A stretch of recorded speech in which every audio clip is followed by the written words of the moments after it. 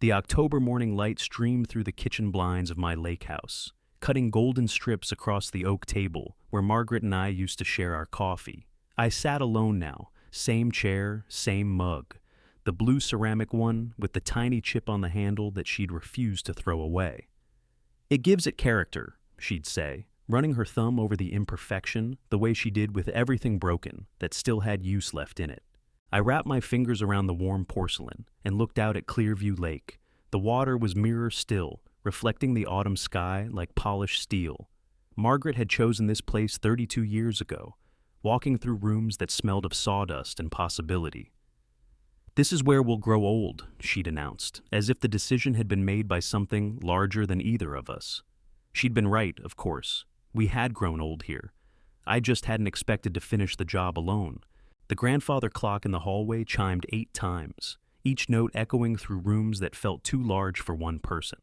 I'd built most of the furniture myself, back when my hands were steadier, and my back didn't remind me of every ladder I'd climbed, every beam I'd lifted. The dining room table where we'd hosted Christmas dinners, the built-in bookshelves where Margaret arranged her mysteries and gardening magazines in perfect rows, the bay window seat where she'd curl up with her knitting, needles clicking in rhythm with the rain. Everything here carried her fingerprints, her choices, her laughter. Even 2 years after the funeral, I sometimes caught myself setting 2 cups on the counter before remembering. The phone rang, sharp and insistent in the morning quiet. I recognized the number, David, my son. At 35, he still called with the same hesitation he'd had as a boy when he'd broken something valuable. "Dad." His voice carried that practiced warmth he used in his real estate business. "How are you feeling today?" "Same as yesterday," I said, settling back into my chair. "Same as I'll feel tomorrow." "That's what I wanted to talk about." Papers rustled in the background. "Kelly and I have been discussing your situation. Living out there alone, all that space, all those memories. It might be time to consider alternatives." I set my coffee down slowly. Kelly was David's wife of 8 years, a woman who smiled with her mouth but never her eyes, who measured everything by its resale value. She'd never liked the lake house, called it rustic, in a tone that made it sound like a disease. "Alternatives," I repeated. "There's a beautiful senior community in town. Assisted living, but the nice kind. You'd have people your age, activities, meals prepared, and Dad, the equity in that house could set you up for life." I looked around the kitchen at the coffee maker Margaret had insisted on. Good coffee is the foundation of a good marriage. At the windowsill, where her African violets still bloomed under my inexpert care. At the refrigerator door covered with photos. David's graduation, his wedding, Margaret and me on our 40th anniversary. Arms around each other like teenagers. "I'm not ready," I said finally. "Ready for what? Ready to let someone else handle the maintenance? Ready to stop rattling around in a house meant for a family?" His voice sharpened slightly. "Dad, you're 72 years old. What if something happens? What if you fall? What if I want to live in my own home until I'm ready to leave it?" Silence stretched across the line. When David spoke again, his tone had shifted, becoming the voice he used with difficult clients. "We're just trying to help. Kelly's parents went through this same thing. It's easier if you make the transition while you're still healthy enough to enjoy it." After we hung up, I sat in the quiet kitchen, watching dust motes dance in the morning light. This wasn't the first conversation we'd had about my situation. Over the past year, David and Kelly had become increasingly vocal about their concerns, my isolation, my stubbornness about maintaining the property, my refusal to face reality about my age. But this felt different, more urgent, more calculated. I finished my coffee and walked through the house, seeing it as they might see it. The hardwood floors I'd refinished 3 times over the decades, the stone fireplace I'd built by hand, each rock chosen from the lakeshore, the staircase with the 3rd step that creaked, the one that had warned us when teenage David was trying to sneak out after curfew. In the garage, I opened the old filing cabinet where Margaret had kept our important papers, birth certificates, insurance policies, the deed to the house, everything organized in her neat handwriting, labeled and cross-referenced. She'd been meticulous about records, a habit from her years as a school secretary. I pulled out the thick folder marked estate planning and spread the contents across my workbench. Our wills, identical except for the names, power of attorney documents, life insurance policies, and at the bottom, something I'd forgotten about. A sealed envelope with my name written in Margaret's careful script. The envelope was yellowed slightly at the edges, the adhesive brittle with age. Inside was a single sheet of her personal stationery, the kind with the small roses printed along the top that she used for thank you notes and condolences. My dearest Richard, if you're reading this, then I'm gone and you're dealing with the papers. I always said I'd organize someday. I'm sorry I left you with such a mess. I need you to know something important. Last month I met with Harold Morrison at the law office. Not our usual lawyer, but someone David recommended. He wanted me to sign papers that would transfer the lake house to David immediately upon my death, bypassing the will entirely. He said it would save on taxes and probate costs. I didn't sign them. Something about the way David presented it, the urgency, the way he kept emphasizing how much easier it would make things. It didn't feel right. The house is ours, Richard. We built our life there together. It should be your choice, when you're ready, to decide what happens to it. I made Harold give me copies of the papers David brought. They're in the safe deposit box at First National, along with a letter I wrote explaining my concerns. David doesn't know about either. Trust your instincts, my love. Our son is a good man, but he's not the boy who used to help you build birdhouses in the garage anymore. People change, sometimes not for the better. All my love, Margaret P.S. The combination to the safe deposit box is our anniversary date. The year, not just the day. You always were terrible with numbers. I read the letter 3 times before the words fully sank in. Margaret had known. Somehow, in those final months when she was fighting cancer and I was fighting the insurance company and David was too busy to visit more than once a week, she'd seen something I'd missed. The garage suddenly felt cold despite the October warmth. I looked at the dates on the estate planning documents, trying to piece together the timeline. Margaret had died on March 15th. The letter was dated February 20th, less than a month before the end. David had been planning this while his mother was dying. I folded the letter carefully and slipped it into my shirt pocket, feeling the weight of it against my chest like a stone. Outside, the lake reflected the afternoon sun in diamond chips of light. A loon called from somewhere near the far shore, its voice wild and lonely. I thought about the phone call that morning, David's sudden urgency about alternatives, about Kelly's comments over the past year, her increasingly frequent mentions of the lake house's value, her suggestions about simplifying my life, about the way they'd both started treating me like a problem to be solved rather than a person to be loved. The third step creaked as I climbed the stairs to Margaret's study. She'd kept her desk exactly as she'd liked it, pencils sharpened to perfect points, stamps arranged by denomination, a small glass bowl filled with paper clips. On the wall hung her favorite photograph of the two of us, taken on the dock the summer before her diagnosis. We looked happy. We looked like people who trusted each other completely. I opened the top drawer and found what I was looking for. Margaret's address book, filled with her neat handwriting. Harold Morrison's office number was listed under L for lawyers, with a small star beside it, her code for people she didn't entirely trust. The phone rang 4 times before a receptionist answered. Morrison and Associates. This is Richard Hartwell. I need to schedule an appointment with Harold Morrison. It's regarding my late wife's estate. Of course, Mr. Hartwell. Mr. Morrison mentioned you might be calling. How about tomorrow afternoon at 2? How convenient that he'd been expecting me. How very convenient indeed. That evening, I made Margaret's pot roast recipe, following her handwritten notes card with its stains and smudges. Evidence of 30 years of Sunday dinners. The kitchen filled with the familiar smells of onions and carrots, of comfort and home. I set the table for one, as I had every night for 2 years, but tonight the single-place setting felt different. Less like solitude and more like preparation. After dinner, I called David. He answered on the second ring, his voice bright with artificial cheer. "Dad, how are you feeling?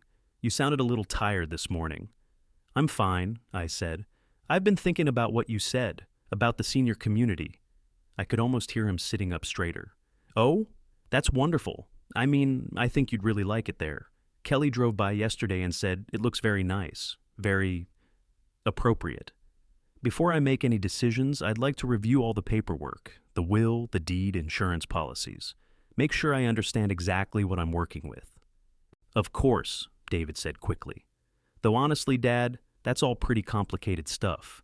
Kelly and I would be happy to help you sort through it. In fact, maybe we should bring in a professional, someone who specializes in elder transitions. I appreciate the offer, but I'd like to handle it myself first. You know how your mother was about organization. I'm sure she left everything in perfect order. There was a pause, just long enough to be noticeable. Sure, Dad. Whatever makes you comfortable, just don't get overwhelmed by all the legal language. Some of those documents can be pretty confusing. After we hung up, I sat in Margaret's chair, the leather armchair that had molded itself to her shape over the years, and thought about the conversation, about David's eagerness to help with the paperwork, about his assumption that I'd find the legal language confusing, about the way he'd said elder transitions like it was a medical procedure rather than abandoning the home I'd built with my own hands. The grandfather clock chimed 10 times. Outside, the lake had disappeared into darkness, but I could hear the gentle lap of water against the dock. It was the sound that had lullabied us to sleep for 32 years, the rhythm that had marked our days and nights through seasons of joy and sorrow, health and sickness, the quiet accumulation of a life shared. Tomorrow, I would visit Harold Morrison and learn exactly what my son had been planning while his mother fought for her life. Tonight, I would sit in Margaret's chair and remember the woman who had known, even in her final weeks, to protect what we'd built together. The letter crinkled softly in my shirt pocket as I shifted position. Trust your instincts, she'd written. Our son is a good man, but he's not the boy who used to help you build birdhouses in the garage anymore. People change, she'd said, sometimes not for the better. I closed my eyes and let the sound of the lake wash over me. Tomorrow would bring answers. Tonight, I would grieve not just for the wife I'd lost, but for the son I was beginning to realize I'd never really known at all. Comment your age to see how diverse the audience is here. Harold Morrison's law office occupied the second floor of a brick building that had seen better decades. The waiting room smelled of old coffee and leather-bound disappointment, the kind of place where people came to divide what love couldn't hold together. I sat in a chair that had probably witnessed 1,000 bitter endings. Margaret's letter folded in my jacket pocket like a talisman. Morrison himself was younger than I'd expected, maybe 50, with the soft hands of a man who'd never built anything more substantial than billable hours. He wore a smile that didn't reach his eyes, and a tie that cost more than my monthly electric bill. Mr. Hartwell, he said, rising from behind a desk cluttered with manila folders and legal pads. I'm so sorry for your loss. Margaret was a remarkable woman. I studied his face, looking for some sign that he remembered the conversation Margaret had described in her letter. If he felt any discomfort about what had transpired in this office during my wife's final weeks, he hid it well. Thank you, I said, settling into the chair across from his desk. I'm here about the estate planning documents my son brought to Margaret before she died. Something flickered behind Morrison's professional smile. He reached for a thick folder, his movements suddenly more deliberate. Yes, David was very thorough, very concerned about streamlining the process for you. Streamlining. I let the words sit between us like a challenge. Morrison opened the folder and pulled out a stack of papers.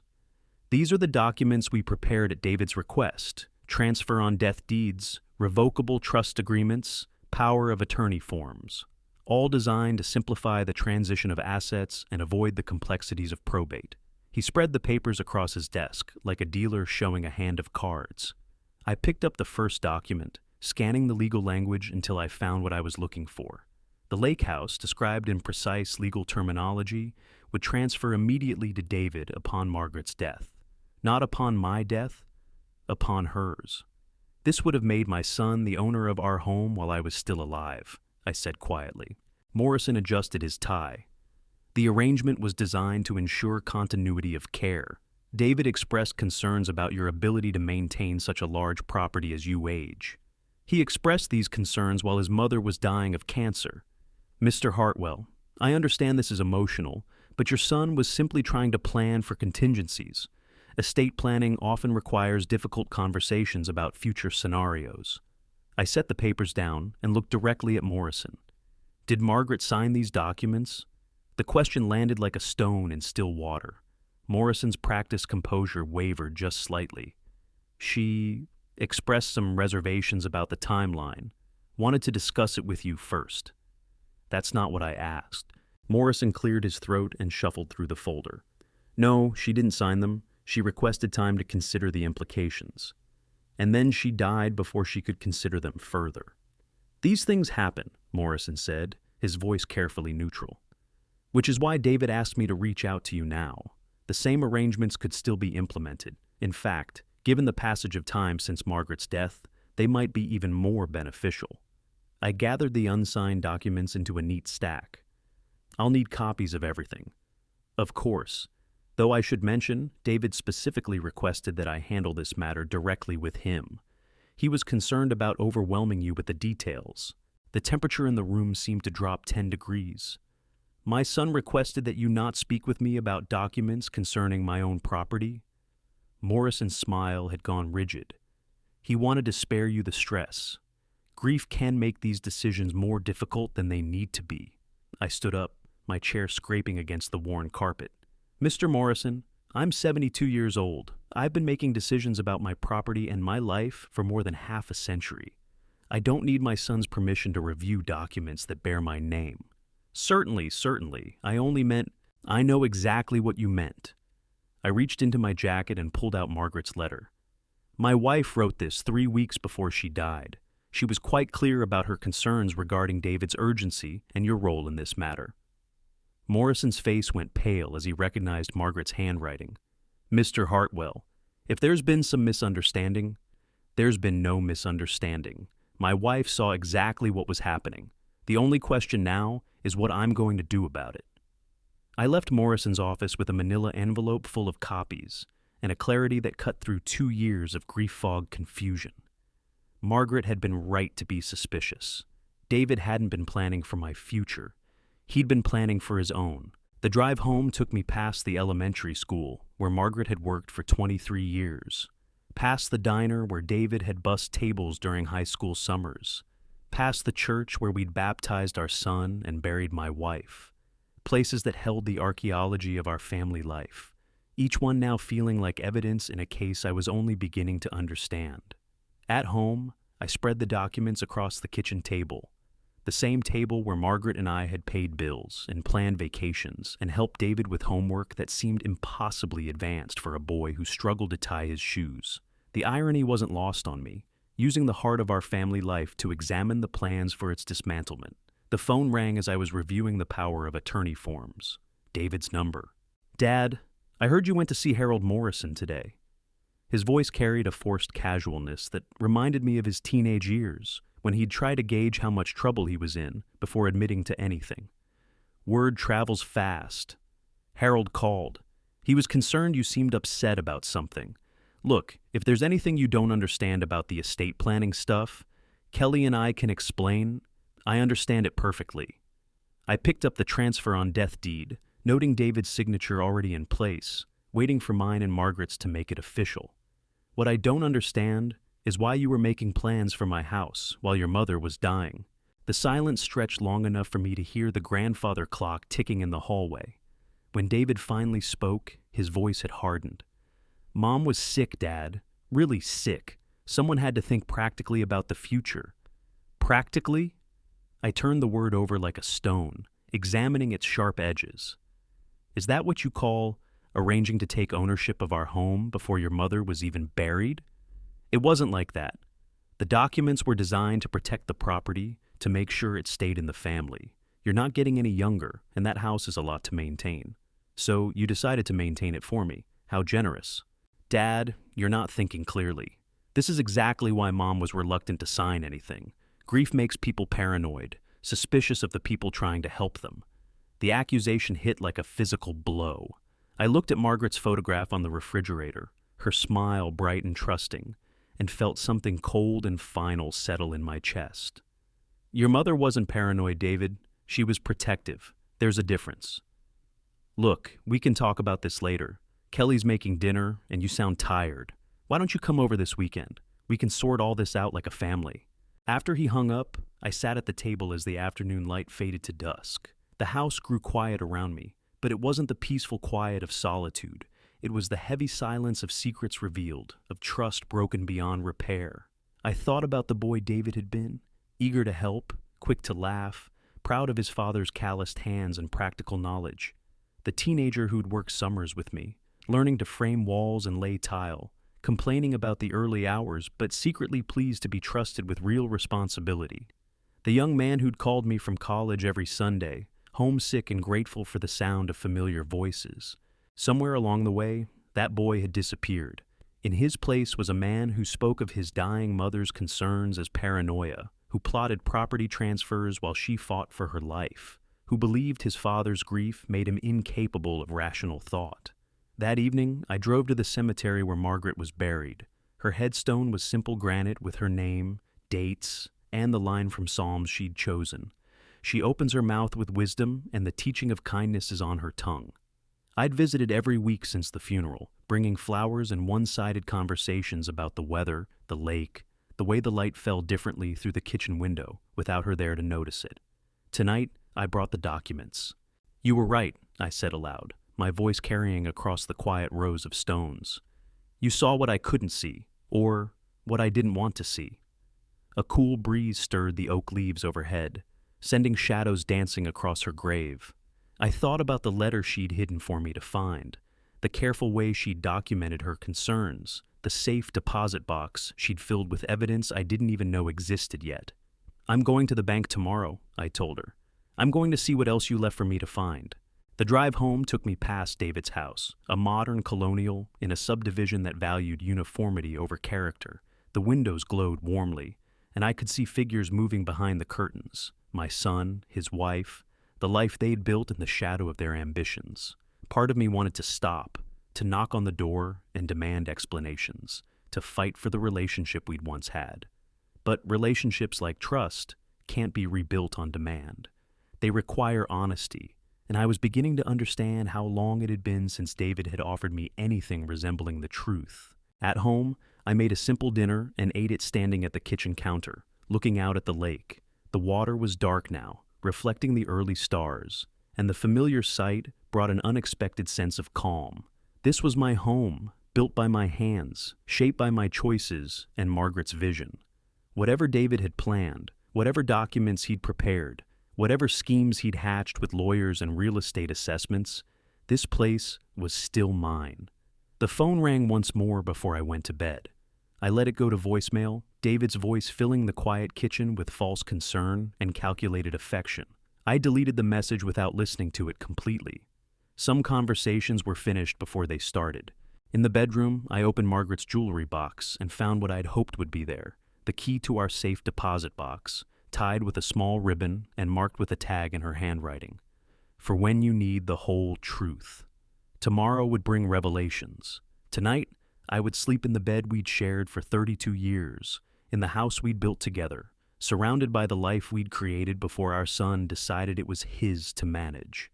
The grandfather clock chimed 11 times, marking another day in the slow process of learning who could be trusted and who could not.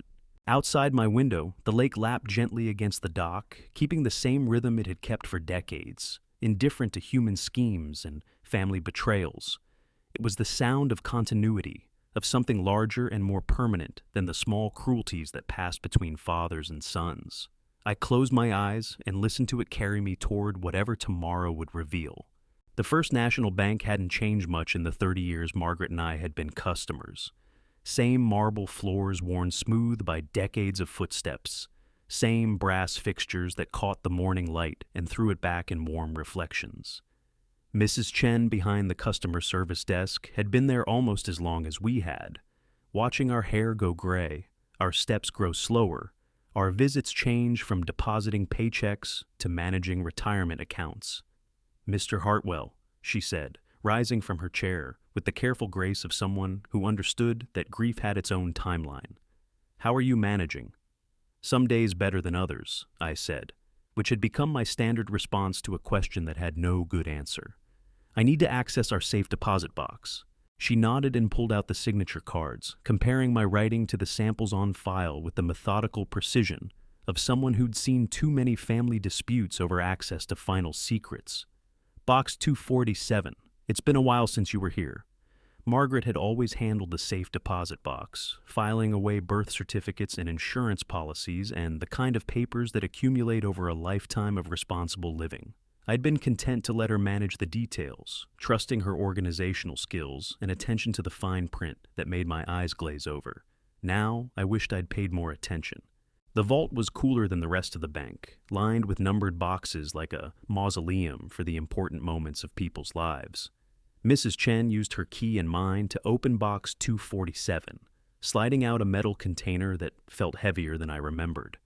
"Take all the time you need," she said, leading me to a small private room furnished with a table and 2 chairs.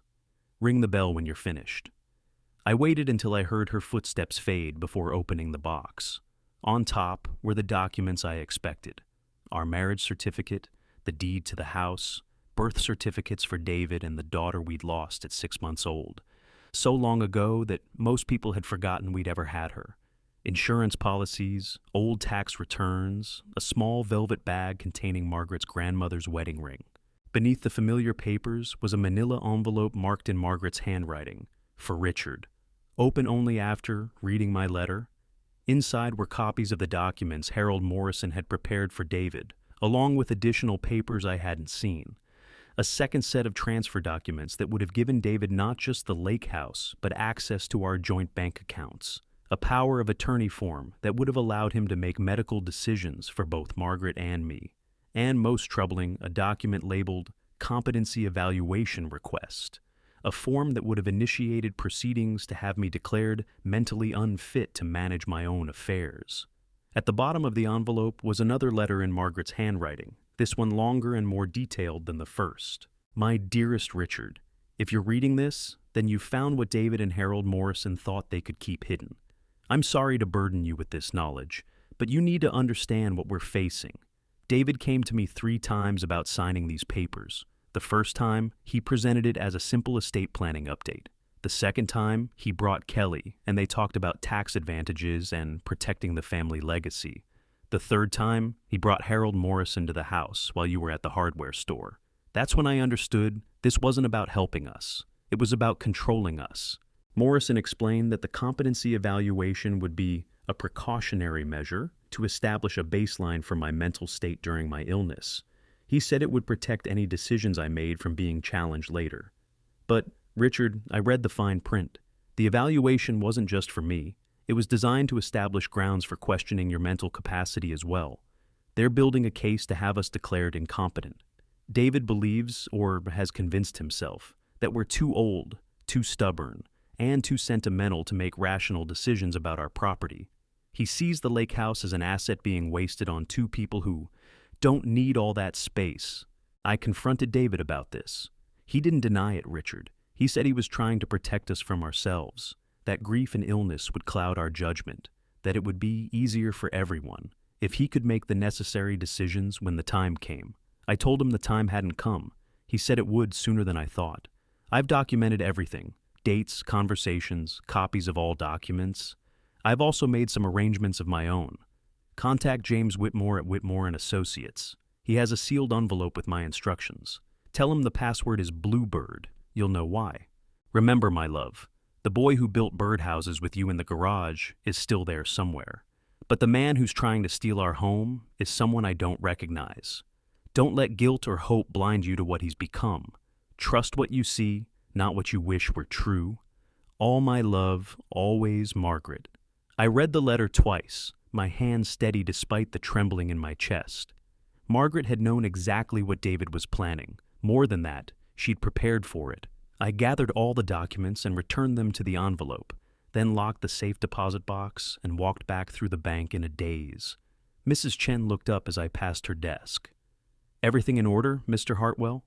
"More than I expected," I said, which was the truth wrapped in understatement. In the parking lot, I sat in my truck for a long time, engine off, windows down, listening to the ordinary sounds of a Thursday morning in a small town. Cars pulling into parking spaces, doors closing, people going about their business with the casual confidence of those whose lives hadn't just been reorganized by revelations. My phone buzzed, a text from David. "Dad, Kelly and I want to take you to dinner tonight. Luigi's at 6. We need to talk." I stared at the message, thinking about the timing. Morrison had undoubtedly told David about my visit to his office. Now, my son wanted to have a conversation. In public, at Luigi's, where raised voices would be noticed and scenes would be remembered. I texted back, "Can't tonight, maybe next week." The response came immediately. "Dad, this is important. We're worried about you. You seemed confused yesterday, and Harold said you were agitated about some old paperwork." Confused. Agitated. The words Margaret had warned me about. The language they'd used to establish a pattern of mental decline.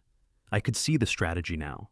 Position me as an elderly widower, overcome by grief, unable to think clearly about practical matters. I drove to James Whitmore's office, a converted Victorian house on the edge of downtown that specialized in family law and estate planning. The receptionist, a woman about my age with kind eyes and silver hair, smiled when I mentioned Margaret's name. "Oh yes, Mr. Hartwell. Mr. Whitmore has been expecting you. He said to bring you right in whenever you came." Whitmore was perhaps 60, with the careful bearing of a man who'd spent his career navigating family disasters. His office was lined with law books and family photographs, the kind of place where people came to sort out the messes left behind by love and money and the complicated intersection of the two. "Margaret was very thorough," he said, after I'd given him the password and he'd retrieved a sealed envelope from his safe. "She came to see me 4 times in her final months. She was quite clear about her concerns and quite specific about her instructions." He opened the envelope and pulled out a thick document. "She had me prepare a new will, superseding the one you both signed years ago. She also executed a durable power of attorney that cannot be revoked except by you personally appearing before me with proper identification." He spread the papers across his desk. "The will leaves everything to you, with very specific language about David's inheritance. He'll receive the lake house and all its contents, but only after your death, and only if he hasn't attempted to have you declared incompetent or challenged your mental capacity in any legal proceeding." I felt a smile tug at the corners of my mouth, despite everything. Margaret had anticipated David's strategy and built in consequences. "There's more," Whitmore continued. "She established a revocable trust with you as the sole trustee. All your major assets, the house, bank accounts, investments, are now held in trust. This makes them much more difficult to challenge or claim under any competency proceedings. She did all this while she was dying. She said she couldn't control her illness, but she could control how it was used against the people she loved." Whitmore's voice carried the respect of a professional who'd rarely seen such foresight. "She also asked me to give you this." He handed me one final envelope, this one sealed with wax and marked simply, "Richard, my darling. I know this is a lot to absorb. I know you're hurt and angry and probably feeling like the world has shifted under your feet. I felt the same way when I realized what David was planning, but here's what I need you to remember. You are not powerless. You are not too old to make your own decisions. You are not a burden or a problem to be solved. You are the man who built our house with his own hands, who raised a son with patience and love, who held my hand through 32 years of marriage and never once made me feel like I was anything less than cherished. David has forgotten who you are. Don't you forget too. You have choices now, legal protections, financial security, and most importantly, the truth about what's been happening. What you do with those choices is up to you. I know you'll make the right decision.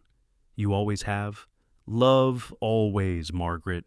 I folded the letter carefully and slipped it into my jacket pocket next to the first one.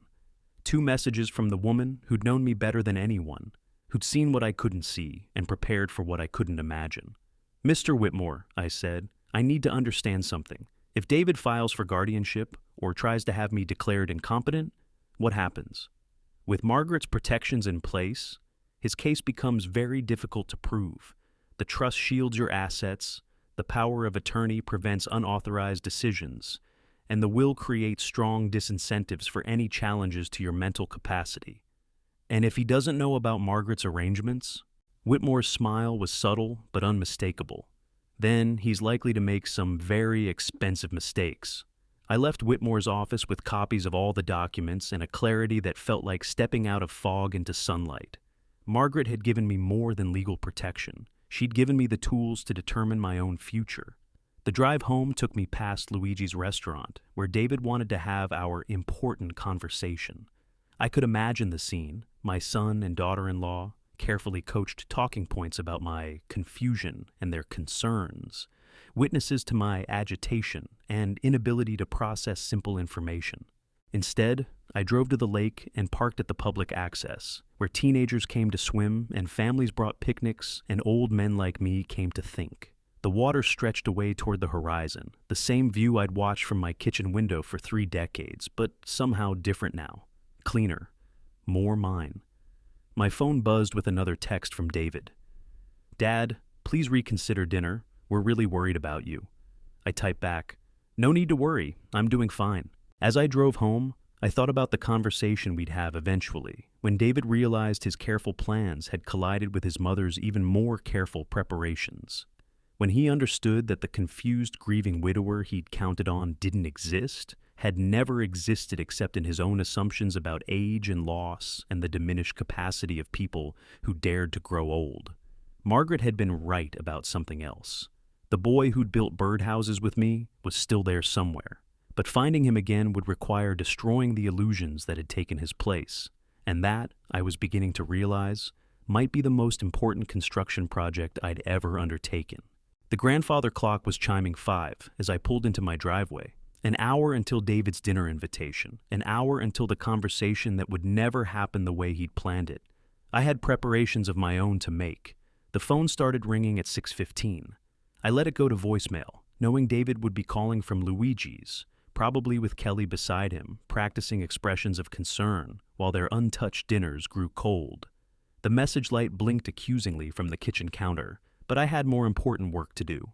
I spread Margaret's documents across the dining room table, the one I'd built from oak salvage from a barn demolition, each board planed smooth by my own hands. The irony wasn't lost on me, using something I'd created to defend against someone trying to dismantle what we'd built together. The phone rang again at 6:30. This time, I answered. "Dad, where are you?" David's voice carried the edge of someone whose carefully laid plans had hit an unexpected snag. "We've been waiting at Luigi's for half an hour." "I decided to stay home," I said, settling into Margaret's chair at the head of the table. "I've had some interesting reading to catch up on." "Reading?" The word came out sharper than he'd intended.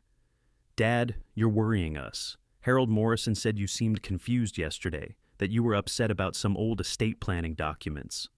"I wasn't confused, David. I was enlightened. There's a difference." Silence stretched across the line. In the background, I could hear the ambient noise of the restaurant, clinking glasses, muted conversations, the ordinary sounds of people sharing meals in good faith. "Look," David said finally, his voice taking on the patient tone he used with difficult clients. "Why don't Kelly and I come over after dinner? We can talk about whatever's bothering you. Sometimes these legal documents can seem more complicated than they really are. That's thoughtful of you, but I think I understand them perfectly well now, especially the competency evaluation request." The silence this time was longer and heavier. When David spoke again, his voice had changed completely, harder, more calculating. "Dad, you need to understand that we're trying to help you. The house is too much for you to maintain. You're isolated out there. If something happened, if you had another episode like Mom did..." "Another episode?" "You know what I mean. Health issues, memory problems, the kind of things that happen as people get older." I looked at Margaret's photograph on the mantel, her smile bright with the secret knowledge of what she'd prepared for exactly this moment. "I'm 72, David. My memory is fine. My health is good. And I maintain this house just fine. Dad, be realistic. You're not getting any younger. Don't you want some security? Some peace of mind?" "I have all the security I need." Another pause. Then Kelly's voice in the background, too low to make out words but urgent in tone. David's reply was muffled, his hand covering the phone. "Dad," he said when he came back on the line, "we're coming over. We need to have this conversation in person." "No," I said quietly. "We don't." "What do you mean we don't?" "I mean, this conversation is over. Has been over since you decided to plan my future without consulting me." I hung up and turned off the ringer. The silence that followed felt like the moment after lightning when you're waiting for the thunder you know is coming. I spent the next hour reviewing Whitmore's documents, understanding the legal architecture Margaret had built around our life together. The trust documents were particularly elegant, structured to give me complete control while making any external challenges nearly impossible. She'd even included provisions for regular competency evaluations by doctors of my choosing, creating a paper trail that would contradict any claims of mental decline. At 8 o'clock, headlights swept across the living room windows. David's BMW pulled into the driveway, followed by a second car I didn't recognize. Through the front window, I watched 4 people get out: David, Kelly, and an older couple I'd never seen before. The doorbell rang 3 times in quick succession. When I didn't answer, David used his key, the spare I'd given him years ago, back when I'd trusted him with access to my home. "Dad?" His voice echoed through the entryway. "We're here to talk." I stayed in the dining room, surrounded by Margaret's careful preparations. They found me there a moment later, David leading the small procession with Kelly close behind, her face set in an expression of practiced sympathy. The older couple hung back, clearly uncomfortable with what they had been brought to witness. "Dad, these are Kelly's parents, Gerald and Patricia." David's voice was artificially bright, playing host in my own home. "They've been through this same situation with Gerald's father. They understand how difficult these transitions can be." I nodded politely to the Monroes, but didn't stand. I wasn't aware we were having a group intervention. Kelly stepped forward, her smile carefully calibrated. "Mr. Hartwell, we're not here to pressure you. We just want you to know you have options, choices that could make your life easier." "My life is plenty easy already." Gerald cleared his throat, a man accustomed to being listened to in boardrooms and family gatherings. "Sir, with respect, maintaining a property this size becomes increasingly challenging as we age. My father resisted making changes too, but once he moved to an assisted living community, he admitted it was the best decision he'd ever made." "And where is your father now?" I asked. Gerald's composure flickered. "He passed away last year, peacefully, surrounded by professional care." "Surrounded by strangers, you mean?" Patricia stepped forward, her voice soft but insistent. "Mr. Hartwell, we understand this is emotional, but sometimes love means making difficult decisions for the people we care about." I looked at each of them in turn, these people who'd come to my home to discuss my future, as if I weren't capable of participating in the conversation. David stood behind them, his face a mask of false concern that reminded me of funeral directors and insurance salesmen. "You're right," I said finally. "Sometimes love does mean making difficult decisions." David's shoulders relaxed slightly. "I'm glad you're willing to listen to reason." I pulled out Margaret's letter and set it on the table. "Your mother made some difficult decisions before she died. She wanted me to share them with you." The color drained from David's face as he recognized Margaret's handwriting. Kelly stepped closer, trying to read over my shoulder, but I held the letter against my chest. She knew David. She knew about the documents, the competency evaluation, the plans to have me declared unfit to manage my own affairs. She documented everything. "Dad, I can explain." "No need." She explained it all quite thoroughly. I stood slowly, feeling every one of my 72 years, but also feeling the strength that comes from moral certainty. She also made some arrangements of her own. I pulled out the trust documents and spread them across the table. Everything we own together is now held in an irrevocable trust with me as the sole trustee. The house, the bank accounts, the investments, all protected from any attempts to claim mental incompetence or diminished capacity. David stared at the papers as if they were written in a foreign language. That's not possible. Mom was sick. She could and she did. With the help of James Whitmore, who specializes in protecting elderly people from exactly this kind of situation. Kelly's mask of sympathy had completely slipped. "This is ridiculous. You can't possibly manage all this alone. I've been managing just fine. What I can't manage is family members who see me as an obstacle to their financial planning." Gerald and Patricia exchanged glances, clearly recognizing that they'd been brought to witness something very different from what they had been told to expect. Patricia gathered her purse. "Perhaps we should give you some privacy," she said, already backing toward the door. "Please don't leave on my account," I said. "I want witnesses to this conversation." David's composure finally cracked. "Dad, You're making a mistake. Those documents Mom signed, she wasn't thinking clearly. The cancer, the medications, they affect judgment. Are you suggesting your mother wasn't competent to make legal decisions? I'm suggesting she was influenced by her illness. The same illness you were planning to use as justification for having her declared incompetent? The accusation hung in the air like smoke. David's mouth opened and closed, but no words came. Kelly stepped into the silence. Mr. Hartwell, you're distorting the situation. David was trying to protect both of you from having to make these decisions during a crisis. By making them for us, by planning ahead, without our knowledge or consent. She lifted her chin, abandoning any pretense of sympathy.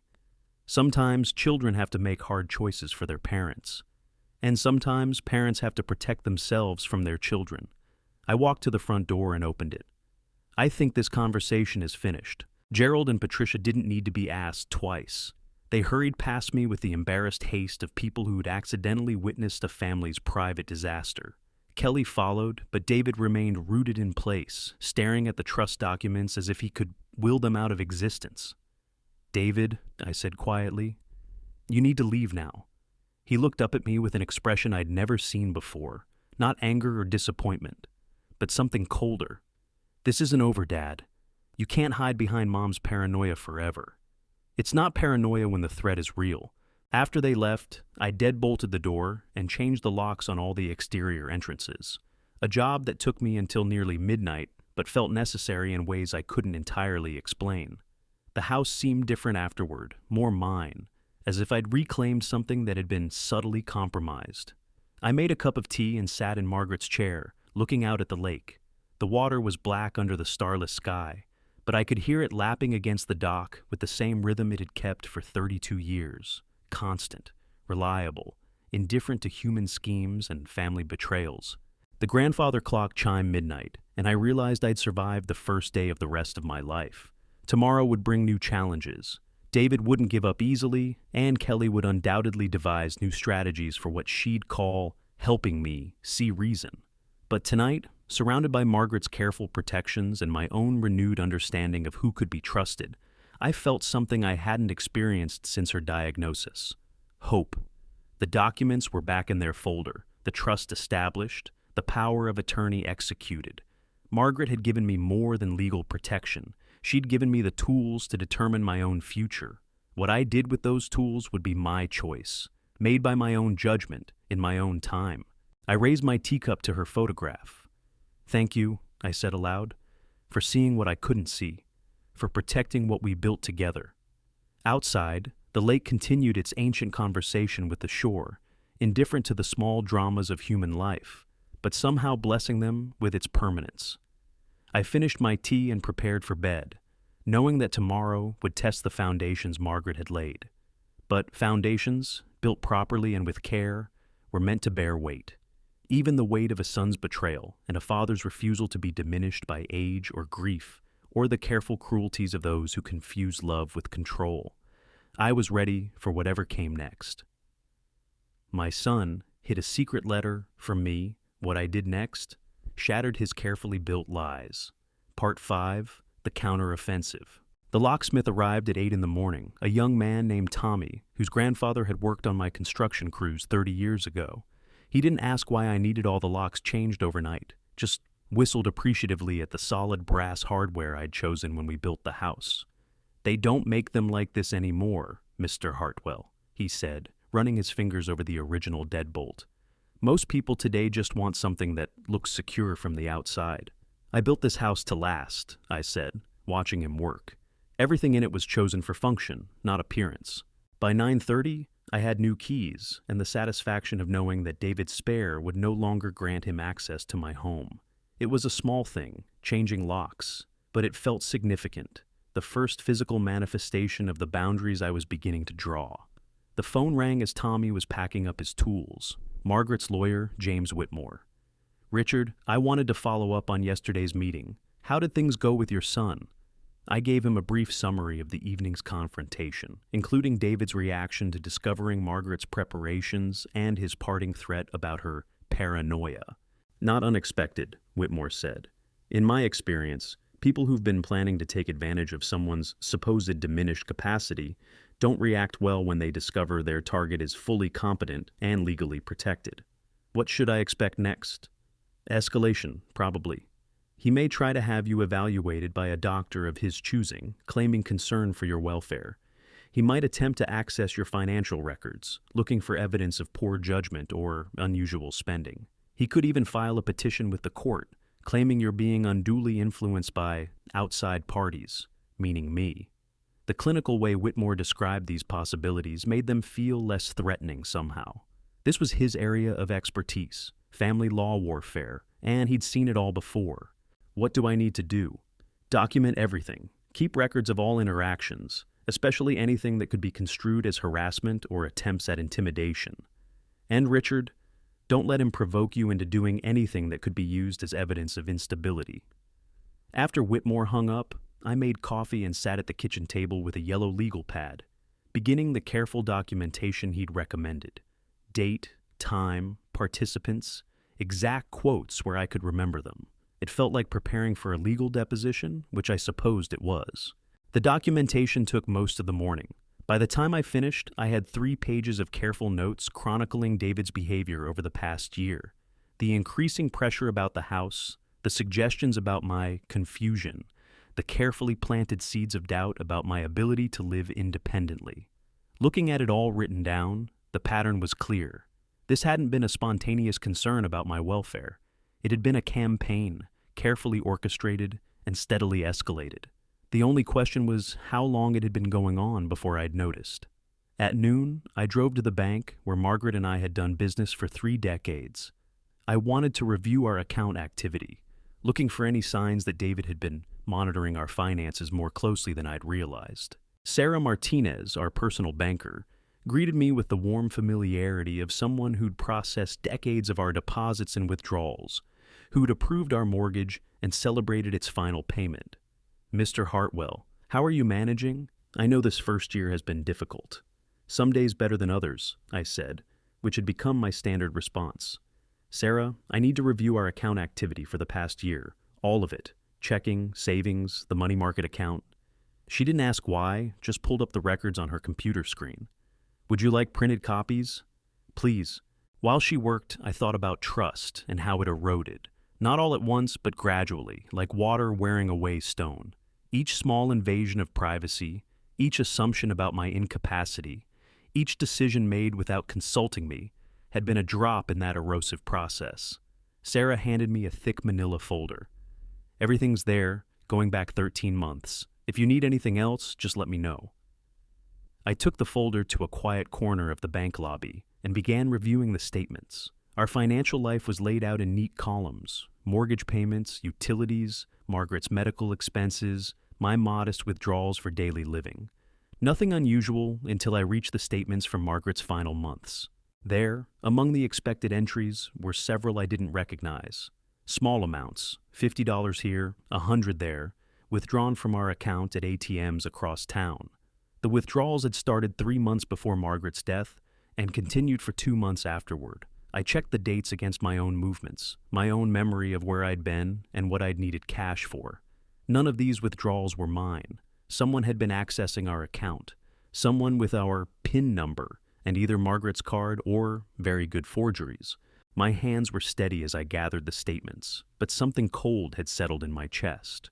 The withdrawals weren't large enough to be noticed during the chaos of Margaret's illness and death, but they represented something more disturbing than theft. They represented surveillance, someone monitoring our financial habits, testing our account security, perhaps looking for patterns they could exploit later. I took the statements to Sarah's desk.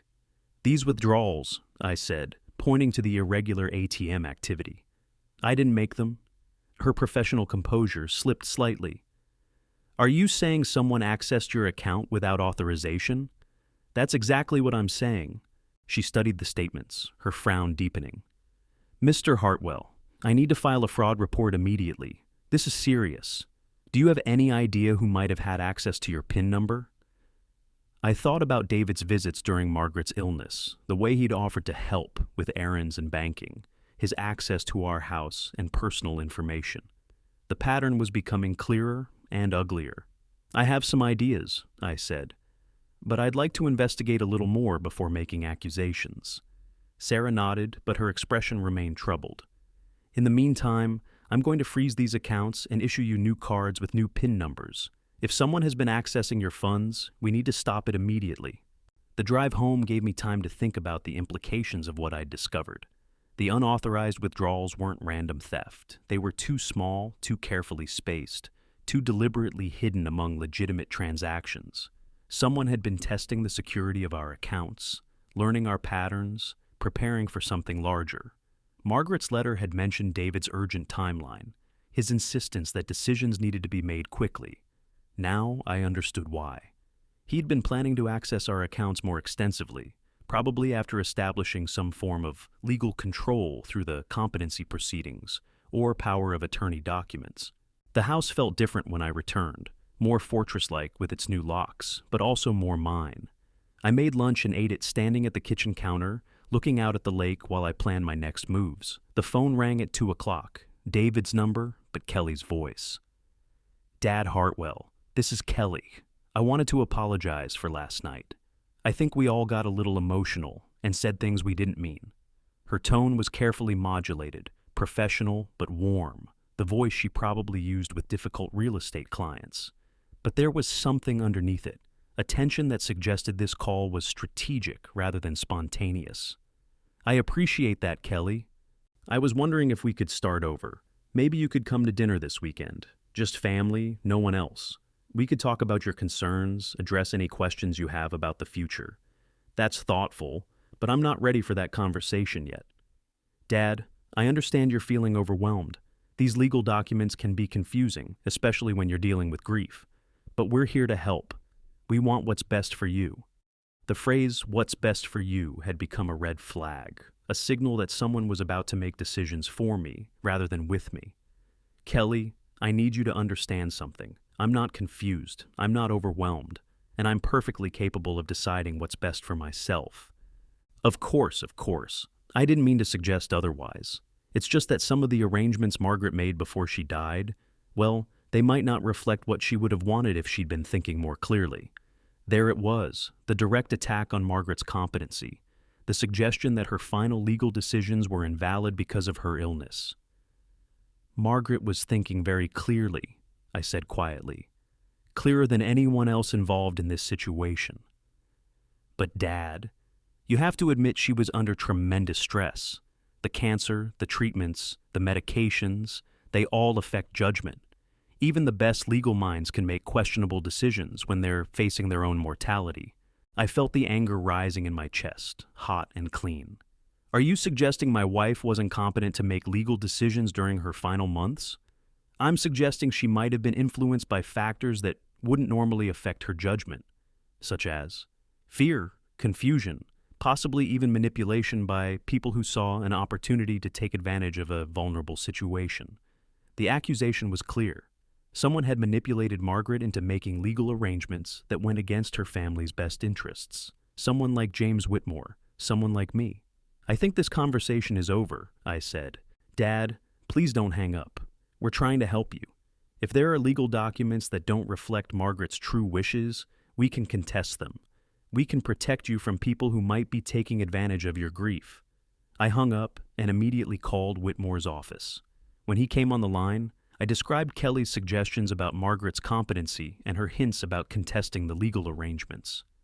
They're testing the waters, Whitmore said, seeing if you can be convinced that Margaret's decisions were invalid. If they can establish that she wasn't competent when she signed the trust documents, they could challenge the entire arrangement. Can they do that? They can try. But, Richard, I have extensive documentation of Margaret's mental state during our meetings. She was sharp, focused, completely aware of the implications of every decision she made. She even insisted on having each document explained twice to ensure she understood it completely. What do I need to do? Keep documenting, and be prepared for them to escalate their efforts. If they're serious about challenging Margaret's competency, they'll need medical evidence. They might try to get access to her medical records, or find doctors willing to give opinions about her mental state during her final months. After we hung up, I sat in Margaret's chair and looked at her photograph on the mantel, The woman smiling back at me had faced her own death with courage and clarity, had used her final months to protect the man she'd loved for 32 years. The idea that anyone would characterize her actions as confused or manipulated felt like a desecration of her memory. That evening, I called Dr. Patricia Hendricks, Margaret's oncologist, and asked for copies of all her medical records from her final year. Dr. Hendricks had known Margaret well, had been impressed by her calm acceptance of her diagnosis and her determination to handle her affairs responsibly. She was one of the most mentally acute patients I've ever treated, Dr. Hendricks told me. Even during the most difficult treatments, she remained focused on practical matters. She asked detailed questions about her prognosis, insisted on understanding every aspect of her care. There was never any question about her cognitive function. I scheduled an appointment to pick up the records in person. If David and Kelly were planning to attack Margaret's competency, I wanted to be ready with evidence of her mental clarity right up until the end. The sun was setting over the lake when I finished making my preparations for the day. New locks, documented financial irregularities, medical records on the way, legal protections in place. Margaret's careful architecture of defense was holding, but I could feel the pressure building against it. The phone rang once more before bed. David this time, his voice tight with barely controlled frustration. "Dad, Kelly told me about your conversation today. You're being unreasonable. I'm being protective. Of what? A house that's too big for you? Money you'll never spend? Legal documents that were signed by a woman who was dying of cancer?"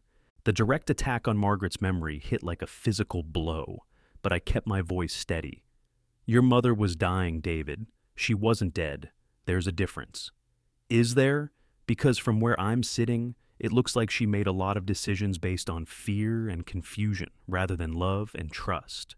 She made decisions based on what she observed, your behavior, your plans, your willingness to plan her husband's future without consulting him. We were trying to help. You were trying to control." The line went quiet for a long moment. When David spoke again, his voice had changed, colder, more calculated.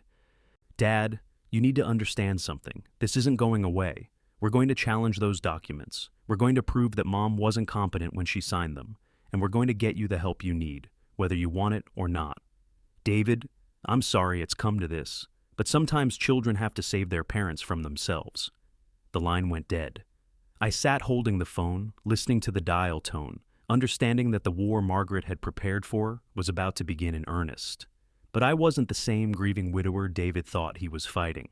Thanks to Margaret's foresight and Whitmore's expertise, I was armed with legal protections, documented evidence, and most importantly, the truth about what had really been happening during my wife's final months. Tomorrow would bring new challenges. Tonight, I would sleep in the house I'd built, protected by locks I'd chosen, surrounded by the life Margaret and I had created together. Let David and Kelly plot their next moves. I was ready for whatever they brought. The grandfather clock chimed 11 times as I turned off the lights and headed upstairs. In the bedroom, I paused before Margaret's dresser, where her jewelry box still sat exactly as she'd left it. Inside, beneath the earrings and necklaces she'd loved, was one final surprise, a small brass key I'd never seen before, attached to a tag in her handwriting. "For the garden shed. When you need proof." I smiled, understanding that Margaret's preparations had been even more thorough than I'd realized. Tomorrow, I would discover what other gifts she'd left behind.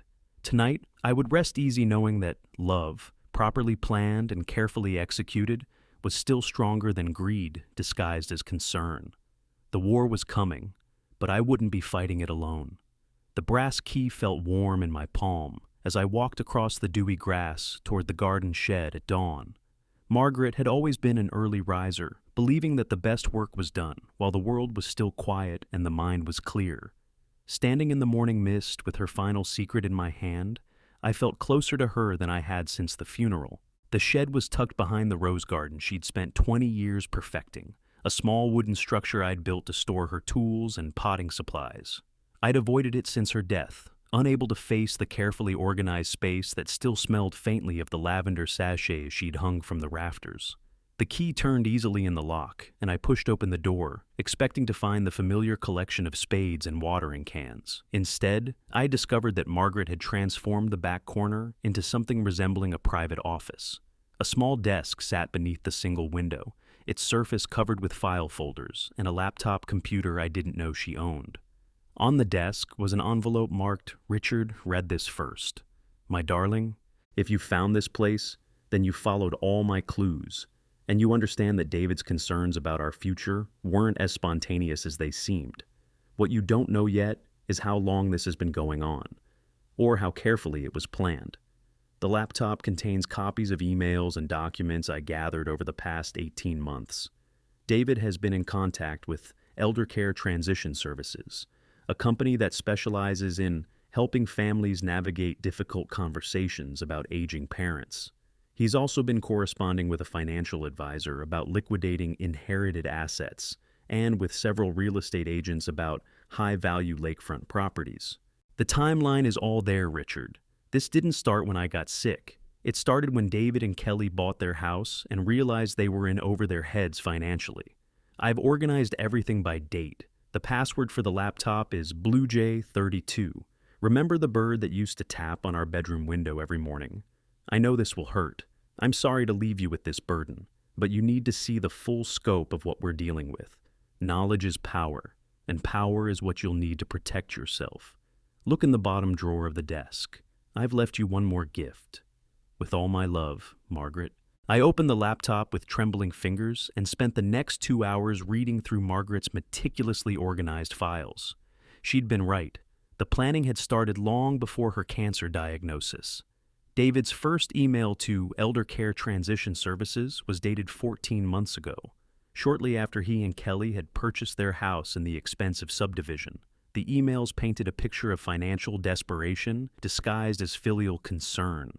David had described me as increasingly confused and isolated since retirement, despite the fact that I'd been neither. He'd mentioned Margaret's declining health months before her cancer diagnosis, when she'd been perfectly well. He'd even provided detailed information about our property values and estimated net worth. The correspondence with real estate agents was particularly damning. David had sent photos of our lake house, asking for discrete evaluations of its market value. He'd inquired about the best time to list inherited property and whether the contents would need to be included in the sale or could be disposed of separately. But it was the emails between David and Kelly that revealed the true scope of their planning. Kelly had been the architect of the strategy, mapping out a careful timeline for establishing my incompetence and gaining control of our assets. She'd researched the legal requirements for competency evaluations, identified sympathetic doctors who might be willing to support their case, and even calculated the tax implications of various property transfer scenarios. In one particularly cold exchange, Kelly had written, "The key is timing. We need to establish the pattern of decline before anyone else notices. Once we have medical documentation, the legal process becomes much simpler." David's response had been equally chilling. "I feel bad about this, but Mom's right. He's not going to live forever, and that house is just sitting there, appreciating in value while he rattles around alone. It's not fair to expect us to wait until he dies naturally." I read that exchange 3 times before the full implications sank in. They hadn't just been planning to have me declared incompetent, they'd been hoping I wouldn't live long enough to complicate their inheritance. The bottom drawer of the desk contained Margaret's final gift, a digital video camera and a collection of memory cards labeled with dates from her final months. I played the first one, and Margaret's face appeared on the small screen, wan from chemotherapy, but alert and determined. "My dearest Richard," her recorded voice began, "if you're watching this, then you've discovered what I've learned about David's plans. I want you to hear, in my own words, exactly what happened when he came to me with those legal documents." The videos chronicled every conversation Margaret had with David about the estate planning documents, every meeting with Harold Morrison, every pressure tactic and emotional manipulation David had employed to try to get her to sign away our security.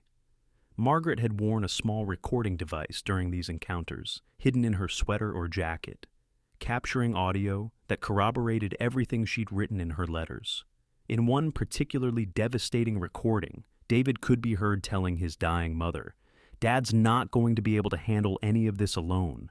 You know how confused he gets when you're not around to help him. If you really love him, you'll make sure someone responsible is in charge when the time comes."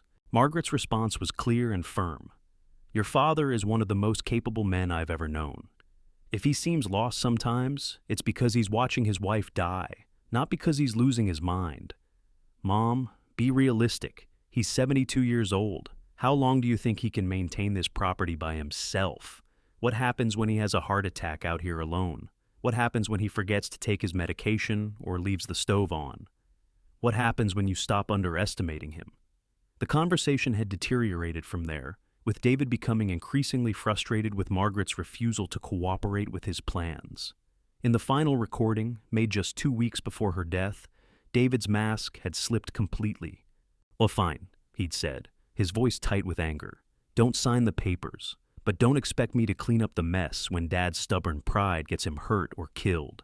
And don't expect me to feel guilty about protecting my family's future when you won't protect your husband's."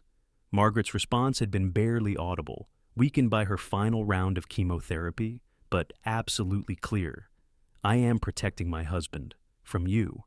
I closed the laptop and sat in the shed's gentle light, feeling the weight of Margaret's discoveries settling over me like a lead blanket. She'd spent her final months not just fighting cancer, but fighting our son, documenting his betrayal, building legal protections, and creating an archive of evidence that would prevent him from rewriting history after her death.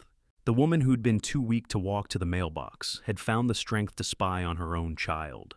The woman who'd spent 32 years building a family had spent her last 18 months protecting her husband from the family they'd created. I gathered all the files and memory cards, loaded them into Margaret's laptop bag, and locked the shed behind me. The walk back to the house felt longer than usual, each step weighted with the knowledge of how thoroughly David and Kelly had planned my destruction. Inside, I made coffee and called James Whitmore. When I described what I'd found, his professional composure cracked slightly. "Richard, this is extraordinary. These emails provide clear evidence of premeditation and financial motivation. The recordings document attempted coercion of a terminally ill woman. If David moves forward with any legal challenges, we can demonstrate that his concerns about your competency are completely fabricated. What about the unauthorized ATM withdrawals? With the email evidence showing their financial desperation, those withdrawals become part of a larger pattern of attempted financial exploitation. We can file charges if you want to pursue it." I thought about that. David in handcuffs, led away by police officers, charged with stealing from his own father. The image should have given me satisfaction, but instead, it just made me tired. "Not yet," I said. "I want to see how far they're willing to go first." "Be careful, Richard. People who've planned this thoroughly don't give up easily, and they're clearly desperate." After Whitmore hung up, I sat at the kitchen table surrounded by the evidence of my son's betrayal, trying to reconcile the emails and recordings with the boy I'd raised. When had concern for family security become a plan to exploit family vulnerability? When had love become indistinguishable from greed? The phone rang at noon, Kelly again, her voice bright with artificial warmth. "Dad Hartwell, I hope you're having a good morning. I wanted to follow up on our conversation yesterday." "What about it?"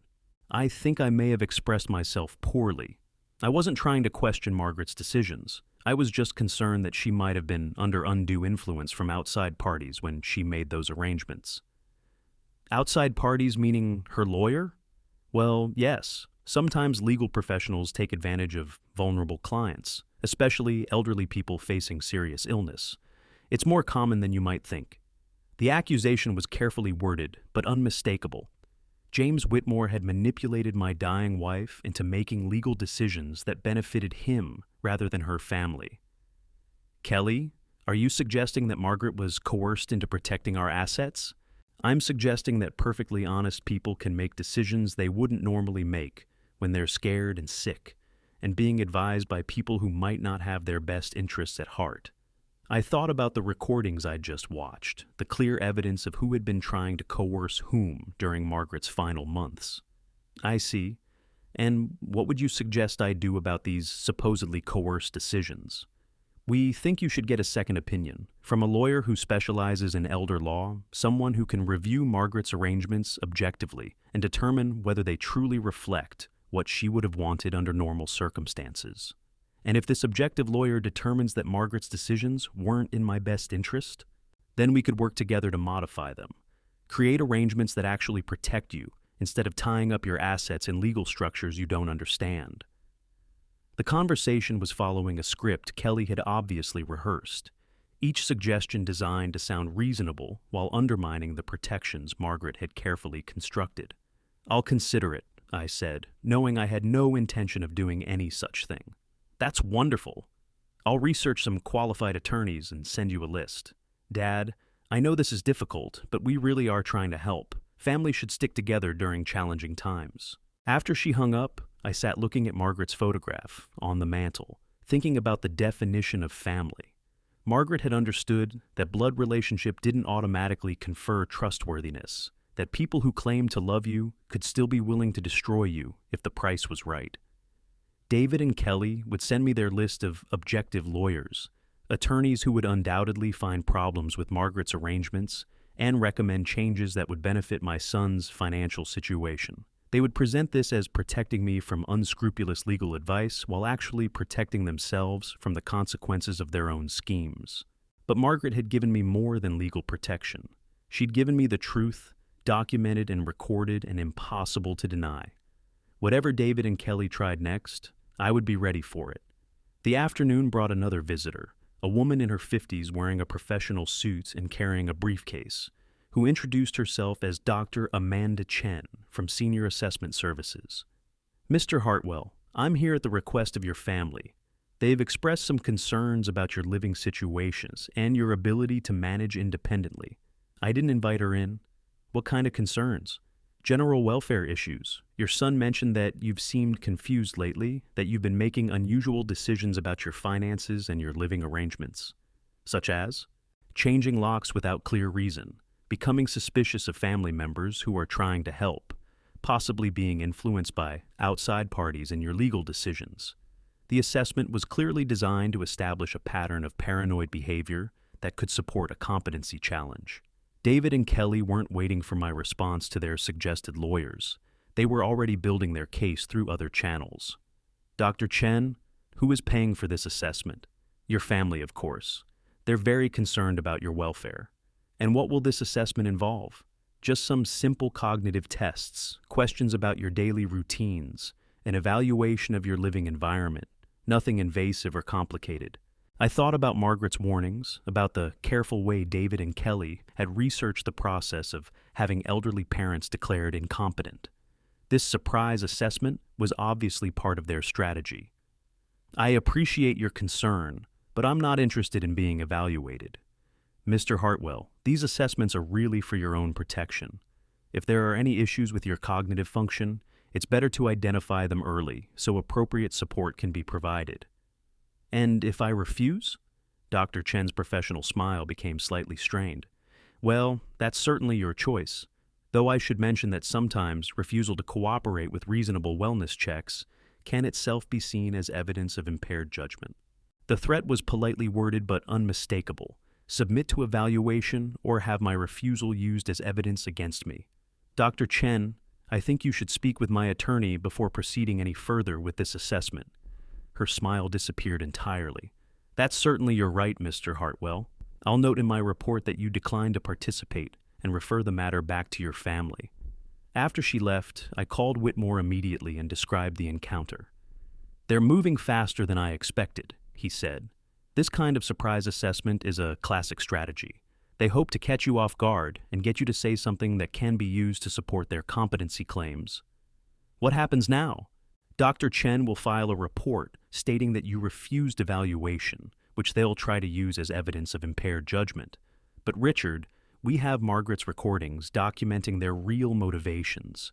If they file any legal challenges, we can demonstrate that their concerns about your competency are completely fabricated."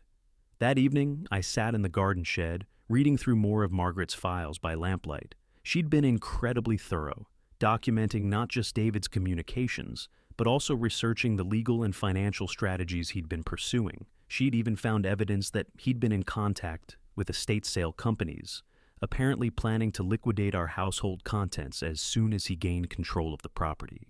The depth of his planning was staggering. David hadn't just been hoping for a convenient inheritance. He'd been actively working to accelerate and maximize it, treating his parents' deaths as business opportunities to be optimized rather than losses to be mourned. As I locked up the shed and walked back to the house, I realized that Margaret's final gift wasn't just the evidence she'd gathered. It was the clarity that came from seeing the truth without illusion, the freedom that came from understanding exactly who could be trusted and who could not. Tomorrow would bring new challenges. David and Kelly would escalate their efforts, bringing in more professionals, building a stronger case for my supposed incompetency. But I wasn't the confused, grieving widower they thought they were fighting. Thanks to Margaret's foresight and determination, I was a man armed with the truth, and the truth properly deployed could be a devastating weapon against those who dealt in lies and manipulation. The war was intensifying, but I was ready for whatever came next. The certified letter arrived on a gray November morning, delivered by a postal worker who looked apologetic about the formal nature of his errand. The return address bore the name of Morrison and Associates, but the letter itself came from a law firm I didn't recognize. Blackwood, Sterling, and Hayes, specialists in elder law and estate disputes. I opened it at the kitchen table, where Margaret and I had shared 32 years of morning coffee. Reading the legal language that transformed my son's concern into official action. Dear Mr. Hartwell, we represent your son, David Hartwell, in matters concerning your welfare and the management of your estate. Our client has become increasingly concerned about your mental capacity and your ability to make sound decisions regarding your personal and financial affairs. Recent incidents, including your refusal to cooperate with professional wellness assessments and your apparent susceptibility to undue influence from outside parties, have necessitated formal intervention to protect your interests and preserve family assets. We hereby notify you that we will be filing a petition with the probate court, seeking appointment of a conservator for your person and estate. This action is being taken reluctantly, but out of genuine concern for your welfare and the protection of assets that properly belong to your family. We strongly encourage you to retain legal counsel to represent your interests in these proceedings. The letter was signed by Harrison Blackwood, whose name I recognized from newspaper advertisements promising to protect elderly clients from financial exploitation. The irony wasn't lost on me. David had hired a lawyer who specialized in protecting elderly people to help him exploit his elderly father. I read the letter twice before the full implications settled in. David was moving from subtle pressure to legal warfare, asking a court to declare me incompetent and appoint him as my conservator. If he succeeded, he would have complete control over my property, my finances, and even my medical decisions.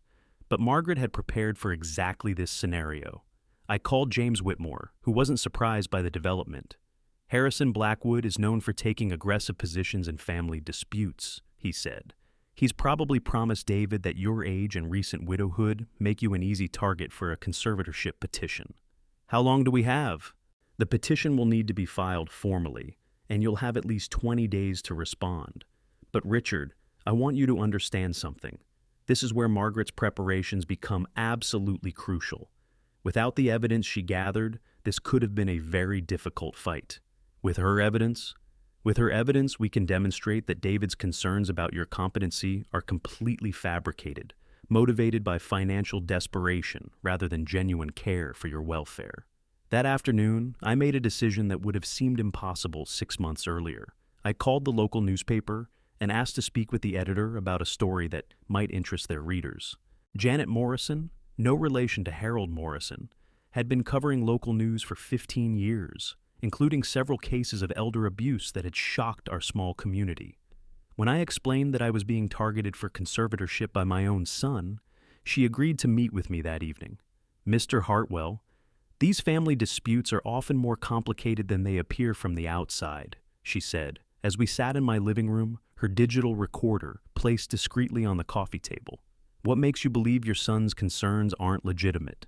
I handed her copies of David's emails to Elder Care Transition Services, the correspondence about liquidating inherited assets, and the recordings of his conversations with Margaret during her final illness. Janet's professional composure cracked as she reviewed the evidence. Mr. Hartwell, this is extraordinary. Your son was planning this for more than a year before your wife's death? 18 months, and it wasn't spontaneous concern for my welfare. It was a calculated plan to gain control of our property while he and his wife were facing financial difficulties. May I ask why you're sharing this with the media rather than just fighting it in court? I thought about Margaret's advice to trust what I could see rather than what I wished were true. Because I've learned that some battles are won in courtrooms, but others are won in the court of public opinion. David is counting on the assumption that elderly people are inherently vulnerable and that adult children who express concern for their parents must be acting in good faith. And you want to challenge those assumptions? I want people to understand that age doesn't automatically equal incompetence, and that family relationships don't automatically equal trustworthiness. The story ran 3 days later under the headline, "Local Man Fights Son's Attempt to Gain Control of His Estate." Janet had been careful to present both sides fairly, but the evidence spoke for itself. David's careful planning, his financial motivations, and his manipulation of his dying mother created a picture that was impossible to deny. The response was immediate and overwhelming. My phone rang constantly with calls from neighbors, old friends, and complete strangers who wanted to express their support. Several people shared their own stories of adult children who had tried to exploit elderly parents, creating an informal network of mutual protection and shared experience. But the most important call came from Dr. Sarah Martinez, a geriatrician who had read the article and wanted to offer her professional services. Mr. Hartwell, I specialize in competency evaluations for elderly clients. If your son is claiming you're not capable of managing your own affairs, I'd like to conduct a thorough assessment that can be used in court proceedings. Dr. Martinez spent 4 hours at my house the following week, conducting cognitive tests, reviewing my medical history, and observing my daily routines. She interviewed me about my financial management, my understanding of legal documents, and my ability to make rational decisions about my future. Her report, when it arrived a week later, was comprehensive and unambiguous. Mr. Richard Hartwell demonstrates cognitive function well above average for his age group. His memory, reasoning ability, and decision-making capacity are all excellent. He shows no signs of dementia, depression, or any other condition that would impair his ability to manage his personal or financial affairs. Mr. Hartwell's understanding of his legal and financial situation is sophisticated and accurate. His decisions regarding estate planning and asset protection demonstrate sound judgment and appropriate caution given his family's circumstances. In my professional opinion, Mr. Hartwell is fully competent to make all decisions regarding his person and property. Any suggestion to the contrary appears to be without medical foundation. Armed with Dr. Martinez's evaluation and Margaret's evidence, Whitmore filed our response to David's conservatorship petition. The document was a devastating counterattack that laid out the entire history of David's planning, his financial motivations, and his attempts to manipulate both his parents. The response included Margaret's recordings as evidence of David's true intentions, the unauthorized ATM withdrawals as proof of financial exploitation, and testimony from multiple witnesses who could attest to my mental acuity and independence. But Whitmore's masterstroke was the final section of our response, a counter-petition asking the court to investigate David's handling of my finances and to consider whether he should be barred from any future involvement in my estate planning. The effect was immediate and dramatic. Within days of filing our response, Harrison Blackwood called Whitmore to discuss possible resolution of the dispute. The aggressive lawyer who had promised David an easy victory was suddenly interested in avoiding a trial that would expose his client's calculated exploitation of his elderly parents. But David wasn't ready to surrender. The phone call came on a cold December morning, his voice tight with anger and desperation. "Dad, what have you done? That newspaper article, those court documents. You're destroying our family. I'm protecting myself from people who were trying to destroy me. We were trying to help you.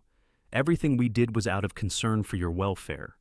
David, I have recordings of you telling your dying mother that I was too confused to manage my own affairs. I have emails of you planning to liquidate our property before either of us was dead. I have evidence of you stealing money from our bank account." The silence that followed was long and heavy. When David finally spoke, his voice had changed completely. No more pretense of concern, no more careful manipulation. "Fine. You want to play hardball? Let's play hardball. I'll see you in court, Dad. And when I'm done, everyone will know exactly what kind of man puts strangers ahead of his own family." The only stranger in this conversation is you, David. The son I raised would never have done what you've done. The son you raised is trying to save you from yourself. But if you want to die alone in that house, surrounded by your precious possessions and your bitter memories, that's your choice. Just don't expect me to clean up the mess when your stubbornness finally catches up with you." He hung up, and I knew that whatever relationship we'd once had was finished. The boy who'd helped me build birdhouses in the garage was gone, replaced by a stranger who saw his father's death as a business opportunity to be optimized. That evening, I sat in Margaret's chair looking out at the lake, which had begun to freeze at the edges as winter settled over the water.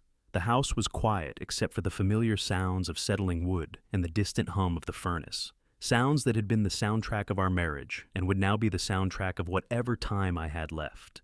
The doorbell rang just as I was preparing for bed. Through the front window, I could see Kelly standing on the porch, alone, her face streaked with tears. I opened the door but didn't invite her in. "Dad Hartwell, please. We need to talk. I think we've said everything that needs to be said." "No, we haven't. David doesn't know I'm here. He'd be furious if he knew I was talking to you." She looked smaller than usual, diminished by whatever had brought her to my door on a cold December night. "David has been lying to me," she said, "about the financial situation, about the timeline, about what you said and did. I thought you were really becoming confused, that you needed help. But after reading those emails and the court documents..." She trailed off, looking down at her hands. "Kelly, why are you here?" "To apologize, and to tell you that I'm filing for divorce." The confession hung between us in the cold air. I studied her face, looking for signs of another manipulation, another carefully crafted appeal to my sympathy. "When did you realize he'd been lying?" "When I read his emails about liquidating inherited assets. He told me we were planning for your future care, but he was really planning for our financial rescue. We're going to lose the house, Dad. We owe more than it's worth, and David's business is failing." She looked up at me with eyes that might have held genuine remorse. "I never meant for it to go this far. I thought we were helping you plan for your future, not stealing it from you." "What do you want from me, Kelly?" "Nothing. I just wanted you to know that not everything David said came from me. I may have been greedy, but I wasn't evil. There's a difference." After she left, I sat in the kitchen thinking about the distinction she'd drawn between greed and evil, between mistakes and malice. Perhaps there was a difference, but the outcome had been the same, a systematic attempt to strip away my autonomy and independence under the guise of family concern. The conservatorship hearing was scheduled for January 15th, 6 weeks away. David would have time to regroup, to find new lawyers, to develop new strategies for claiming control over my life. But Margaret's evidence was bulletproof, and my own competency was clearly established. More importantly, I had learned something valuable during these months of family warfare. I was stronger than I'd realized, more capable of defending myself than either David or I had understood. The grieving widower who might have been vulnerable to manipulation had been replaced by a man who knew exactly who he was and what he was fighting for. The grandfather clock chimed 11 times as I prepared for bed. Tomorrow would bring new challenges, but I would face them with the confidence that comes from standing on solid ground. Margaret's love had built that ground, careful layer by careful layer, creating a foundation that could bear the weight of whatever storms were still to come. I was ready for the final battle, and I intended to win it. Write one word that describes your feelings after watching this video.